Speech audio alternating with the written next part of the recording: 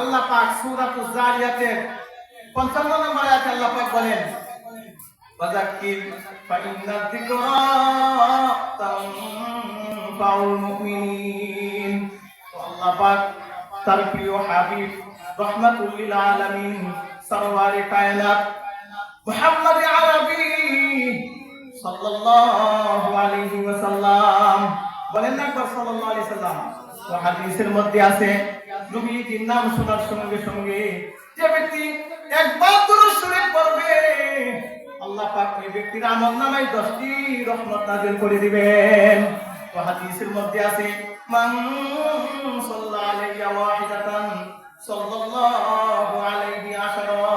যে ব্যক্তি আমার বন্ধু অর্থাৎ নবীজির নাম শোনার সঙ্গে সঙ্গে বেশি না বরং একবার দুরূদ শরীফ পড়বে আমি আল্লাহ একবার দুরূদ শরীফের বিনিময়ে বান্দার আমলনামায় 10টি রহমত দিয়া দিব। বলেন না সুবহানাল্লাহ।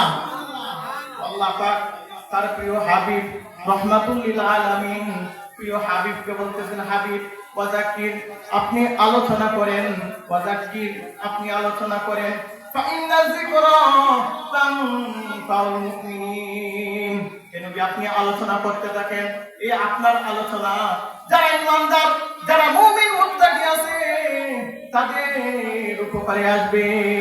তুমি মুহতারাম ভাইও আল্লাহ পাক তার প্রিয় হাবিব রাহমাতুল লিল আলামিনকে বলতেছেন হাবিব আপনি আলোচনা করেন।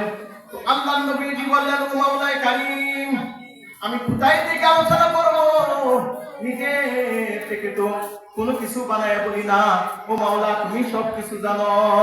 তো আল্লাহ পাক সূরাতুন নাজমের 3 এবং 4 নম্বর আয়াতে আল্লাহ পাক বলেন ওয়ামা ইয়ানতিকু আনিল হাওয়া ইন হুয়া ইল্লা ওয়াহয়ুন ইউহা।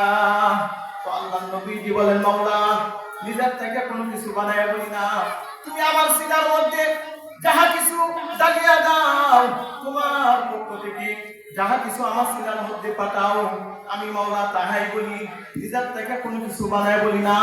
ও মাওলায়ে কারীম তুমি আমাকে বলো আমি কি বলবো। বর্তমানে তো আমরা দেখতে পারি বর্তমানে ইন্টারনেটের জামানায় তো আমরা দেখি যে কিছু কিছু ওয়াজ আছে কোরআনটাও সহি কইরা পড়তে পারে না নামের শুরুতে লাগাইছে আল্লামা নামের শুরুতে লাগাইছে হাফেজ মাওলানা মুফতি নামাজের মাসআলা কইতে পারে না। নামাজের মাসআলা তো অনেক দূরের কথা সূরা ফাতিহা শুদ্ধ কইরা উচ্চারণ করবে তাও পারে না। আসলে এরকম আমরা দেখি না বর্তমানে